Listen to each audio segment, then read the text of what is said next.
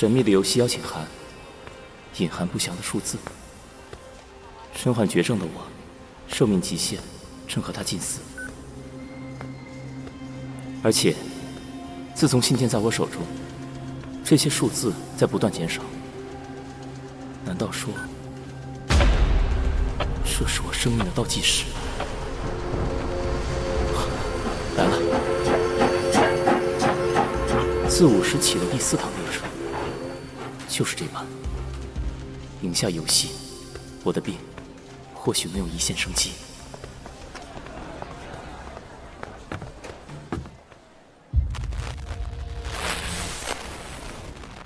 轮回西阵开启，任务目标存活至终点。游戏任务存活至终点，哼！想拿走我01的命，也要看发起者够不够格。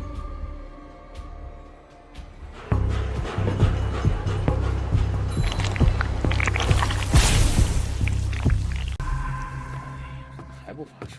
亲爱的，你饿了吧？烦死了！我给你点吃的。哎呀，不用了。吃点吧。哎呀，不用了，你到那边坐着。好啰嗦。咋黑洞洞的，嘛都看不见？到底什么时候才发车呀？切！退！真他娘的晦气！什么破车！臭小子，看什么看？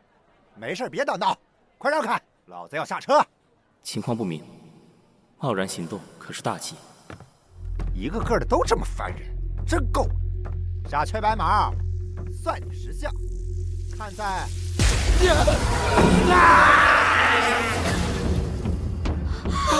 消失了！刚才，难道这里有？又怎么回事？啥子声音啊？是想把我们也拖下去？各位，不要先入为主，自己吓自己。既然列车发动了，证明一定有人在驾驶。我们还是一起去驾驶室问问情况。那可不一定。哦，小兄弟有何高见？还没注意到吗？列车上显示的时间，从刚才开始就是0点0分，完全没有变化过。切，那有什么？车里的钟坏了呗。可连我的怀表时间都跟着受到影响，这绝非正常。胡乱走动，只会让自己陷入危险的境地。叨逼的，烦死了！臭小子，搁这瞎胡扯些什么？穿的还古古怪怪，老子看你才最可疑！哼！要说穿着古怪，不如看看那2位如何？这位小姐，分明是飘雪的冬季，为何穿着轻薄的吊带？看起来也明显不是内衬有绒的冬季款。我出门的时候可29度呢。而那位大叔穿的，可不是29度能搭配的棉袄。哼！你们认为最后上车的我可以，可你们这些先来的，真的是在同一时间、同一地点登上这辆列车的吗？你想说什么？逻辑已经完成了，再多的矫饰都是徒劳。我知道你们每个人都有想要隐藏的秘密，但和我一样作为玩家的你们，现在可没时间内斗。我们只需要思考如何活过这场游戏。好吧，既然你已经开诚布公，看来我们也没必要藏着掖着。大家既然没有对这个信封提出异议，想必在座的各位都是玩家。就算这辆列车真的隐藏着危险，在这里坐以待毙也不是办法。我想还是去其他车厢找找线索。有没有愿意跟我走的？哼，我跟你去，老子可不信这破游戏还能翻了天。我们走。车厢最后这个人，从我上车开始就一直坐在那里，不参加讨论，似乎也并不惊慌。又怎么了？是不是鬼要来抓我们了？什么声音？谁？什么东西在隔车厢？老婆，我怕。谁？发生了什么？可恶，杂音太多，分辨不出。这没恢复。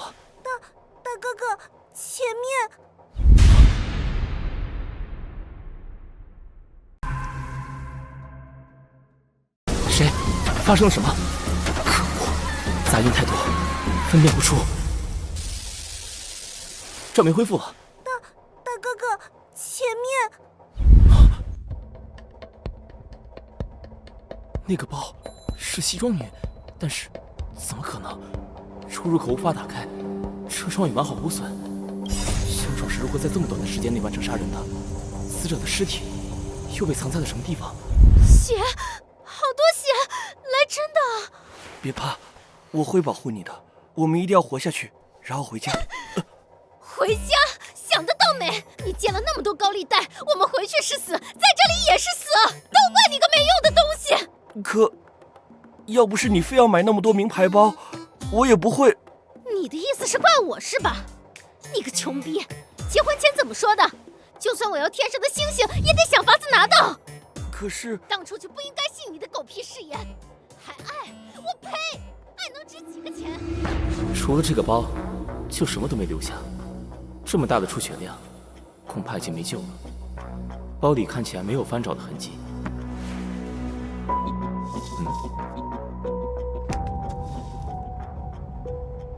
我也有一张这样的黄纸哦，上车之后在我口袋里发现的。你看，这简直就像游戏开始时发给玩家的固定道具。如果真这样，那其他人也……大家都检查一下自己身上有没有张黄底红字的纸条。俺身上真的有一张哎，啥子时候放俺身上的呀？我也有。老子这张跟你一样啊！什么破纸，脏死了！小心，别弄丢了，我帮你收着。看上面的纹路，应该是道教中的符箓。可符箓有治病、消灾、辟邪等不同功效。那这张符纸所代表的意义是什么呢？喂，你们快看，表的时间变化了！大家都检查一下自己身上有没有张黄底红字的纸条。俺身上真的有一张哎，啥子时候放俺身上的呀？我也有。老子这张跟你一样啊！什么破纸，脏死了！小心，别弄丢了，我帮你收着。看上面的纹路，应该是道教中的符箓。可符箓有治病、消灾、辟邪等不同功效。那这张符纸所代表的意义是什么呢？喂，你们快看，表的时间变化了！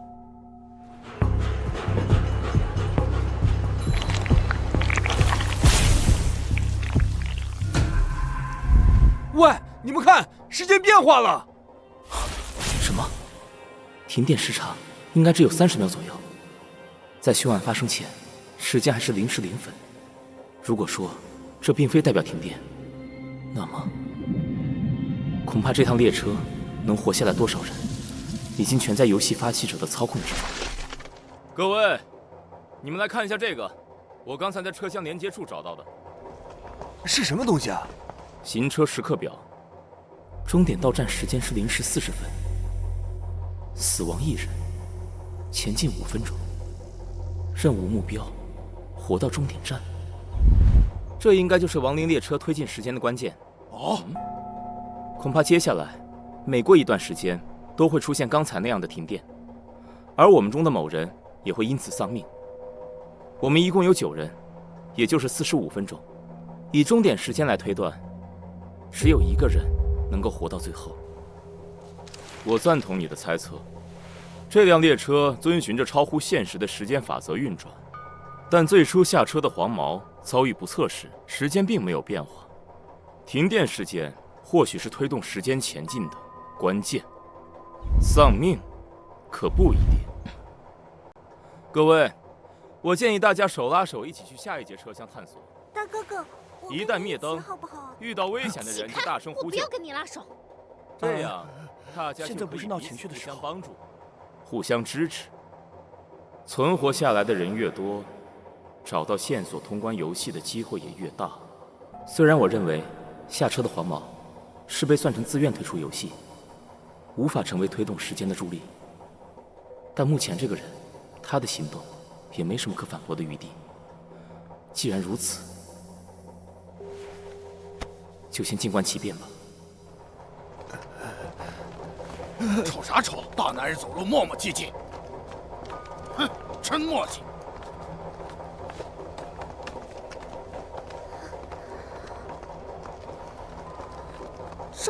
周浩，我有种不好的预感。你捏疼我了，周浩。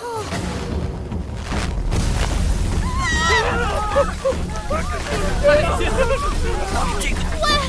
周浩，你干嘛？别想！放我下去！我是真的。周浩，那个哥哥也不见了。臭婊子！刚才这男的就只跟你接触过，就是你害死的他吧？不是我。混账！就是这娘们害死的，留着就是个祸患，老子先杀了你！不是我不知道，不是我。住手！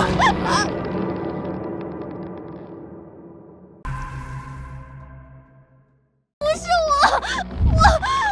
我不知道，不是我。住手！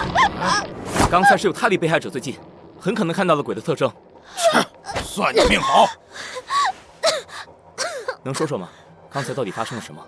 真的不是我。刚才车厢黑下来之后，周浩他突然把这个枪塞给我，我不懂啊，他的死跟我没关系，而且他还把我的票抢走了，我真的不知道怎么回事，真的我没有骗人。明知停电会有危险，他却还要去做的行为，一定与游戏规则有关。但此前并没有任何关于车票的提示，他怎么知道？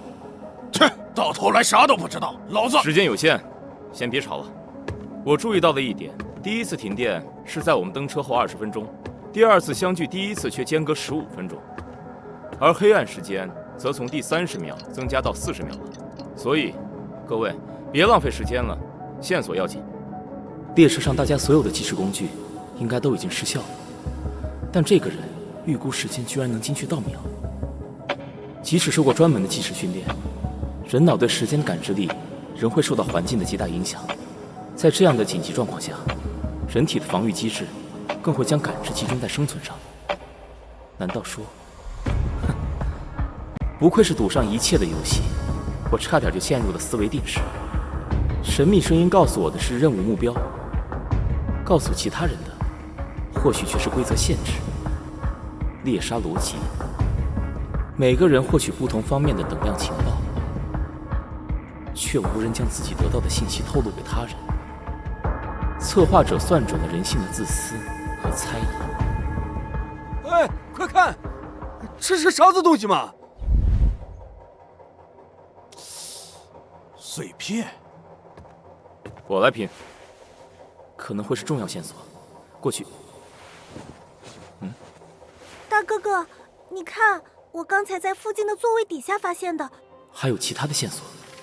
重新排列组合后，能提取的词有车厢、座位、靠后。我记得之前西装女的车票上写的是1车6座。亡灵列车的猎杀逻辑解开了。安小姐，介意不说话？好。安小姐，如果我没猜错，你原来的车票应该是1车12座吧？你怎么会知道？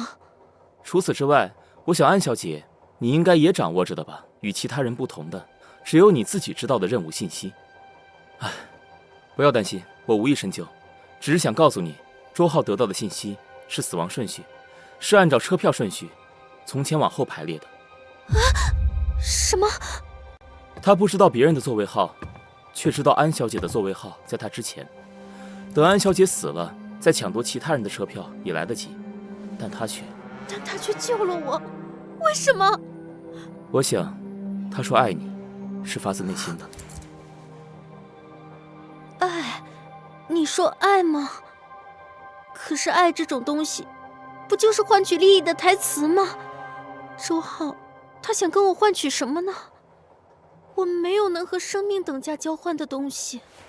我想，他没有在跟你交换，他是在跟游戏的发起者交换，一个让安小姐活下去的未来。安安，对不起，妈妈要走了。你爸爸离开了那么多年，妈妈一个人实在熬不住了。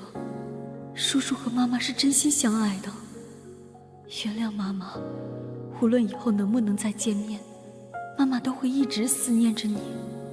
无论谁都会这样祈求，请给我爱吧。所以，爱真是个好东西，不是吗？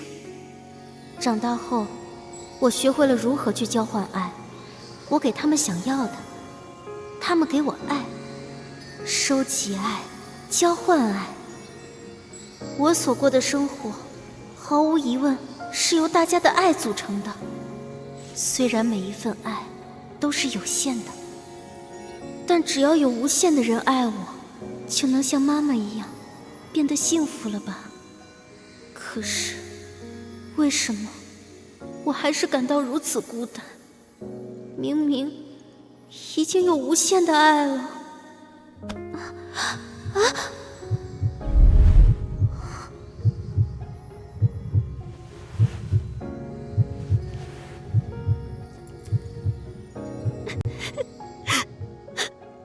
周浩，周浩，周浩，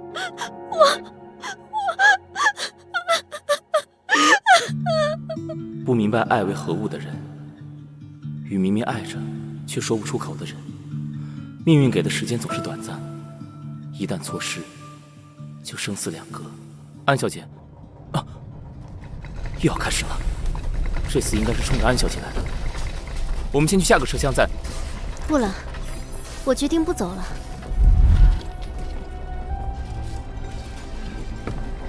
既然安小姐心意已决，我也不便多说。谢谢你，为我找到真相。你小心那个壮汉，他是杀人犯。这是我得到的游戏情报。我记住了，多谢。后会无期，安小姐。我们走。哎，那纸片不需要了。快去下个车厢。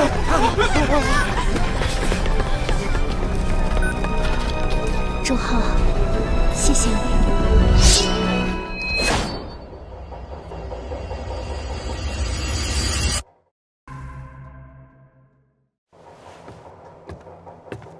小兄弟，刚才你似乎料到了，他就是这次的受害者。不能让杀人犯知道车票的事，一旦知道，他很可能会用武力抢夺靠后车票的人。我不确定，只是他单独留在那里，遭遇危险的可能性更高。现在我们都是一条绳上的蚂蚱，刻意隐瞒对谁都没有好处，只有共享情报才是活下去的唯一办法。刚才我在第二车厢找到的纸条写着：“你要好好活下去，妈妈爱你。为了一起活下去，说出你的情报吧。要是知道了什么却不肯说的话，是不是可以理解为你想要牺牲掉其他人，自己独活呢？通过煽动人心、施加心理压迫来获取情报，手段不算高明，但是好用。不过现在每个人的座位号还没被其他人知道，仍有操作余地。很简单，我只是发现了猎杀顺序是按车票座位号从前往后排列这一点罢了。啊？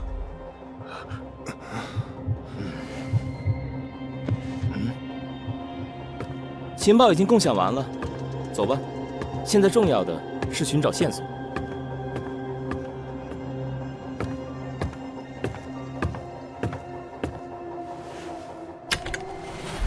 啊！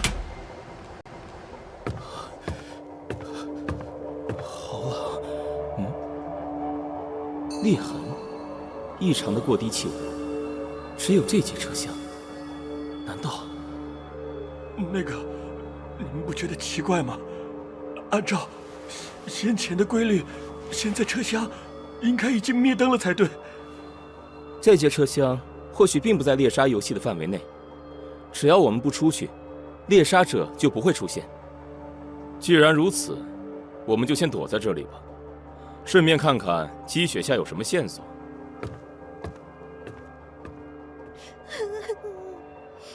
哎，牛娃子，你怎么蹲在这里啊？动一动吧，小心冻到了。我害怕想爸爸妈妈。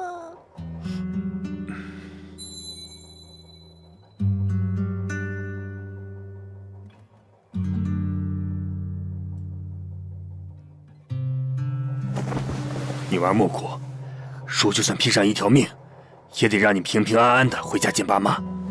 我已经没有家了，我再也没有家了，都怪我贪玩把处罚上涨，爸爸妈妈才会死。那封信说能让我再见到爸爸妈妈，就算他们打我骂我也好，我也想再见他们一面。哭吧，哭出来就好受点了。哎呀，这屁都没有！这样下去，不是冻死就是饿死。丢那几个座位靠前的怂蛋探探路呗。我的座位是15号，恐怕很危险，得先把最容易弄到的座位号弄到手，之后才好。既然已经知道规律，大家不妨将自己的座位号都公开，也好一起规划接下来的行动。我的座位是15号，其他人呢？俺是28号。公开座位号，好方便你们动手抢夺吗？话可不能这么说。你想想，只要让车座号最靠前的人留在这节车厢里，其他人出去寻找线索，这样大家就都安全了。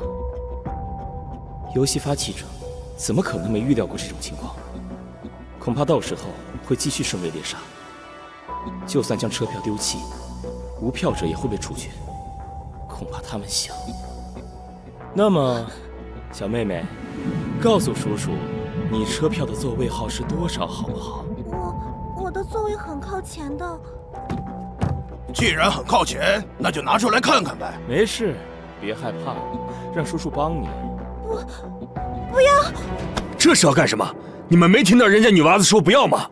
滚！叫你多管闲事，不腻了就直接说。好架子还敢嘚瑟！不能再这样下去了。一旦让这几个人完全掌握话语权，后果不堪设想。每个人都要为自己的愿望支付代价。我不会让任何人妨碍。手术刀，这不是常见的护身武器，它是衣裳。去死吧！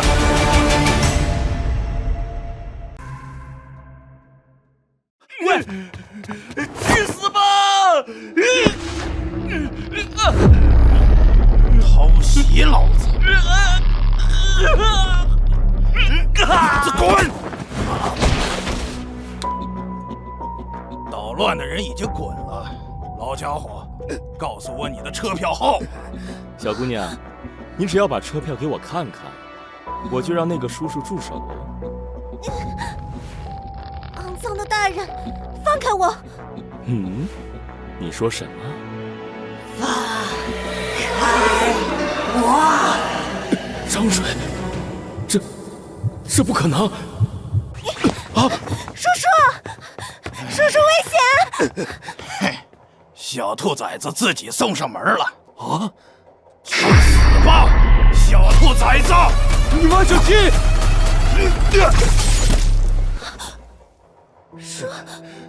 叔叔，女娃子，叔叔！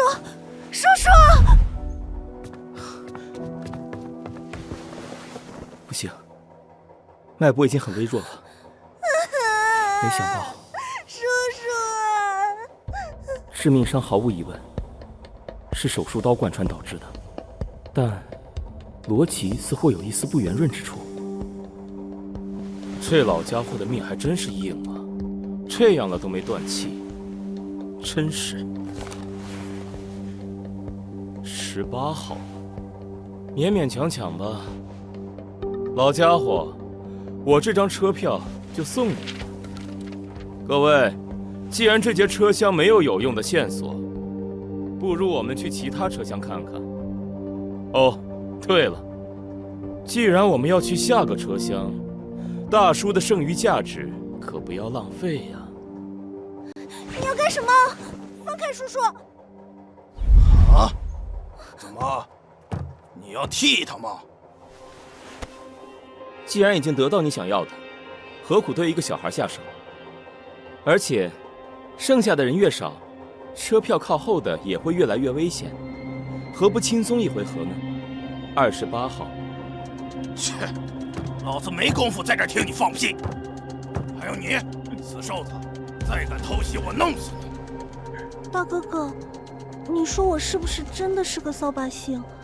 对我好的人都死了，明明我才是那个该死的人。这不怪你，不能让大叔白白牺牲。我们要想办法在游戏中活下去，一起去下节车厢吧。他们已经到更后面的车厢去了。这节车厢没有线索吗？哥哥，我不想跟他们待在一起。也是，现在那几个人太危险了。这样吧，我们再检查一下这里有没有线索。好。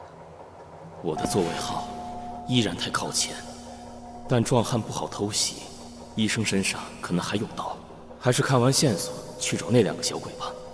喂，这边。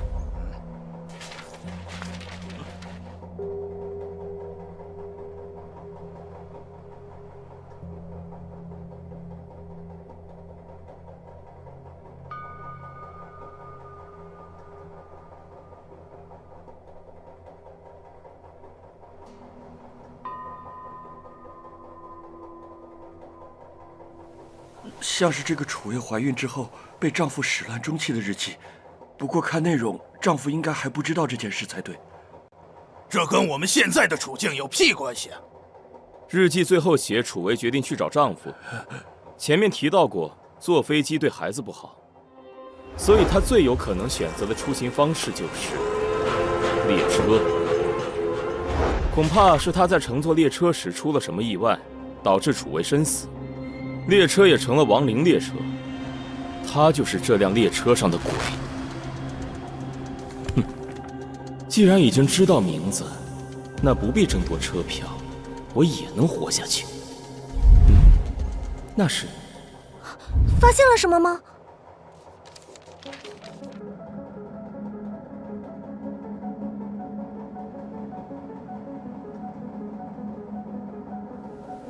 上面写的什么？像是一首恐怖童谣，似乎能对应上我们先前发生的一切。难道一直有人在看着我们？这首童谣的叙述手法，很像是某位著名推理作家小说中的。那本小说讲的是……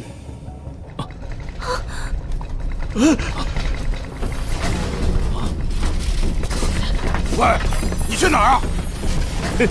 一群蠢货，活命的机会留给我一个人就够了。我可是知道的，这张符箓记录着神鬼的冥慧秘闻，是道家的驱鬼符。只要知道怨鬼姓名或触碰其尸身，这张符咒立刻就能发挥作用。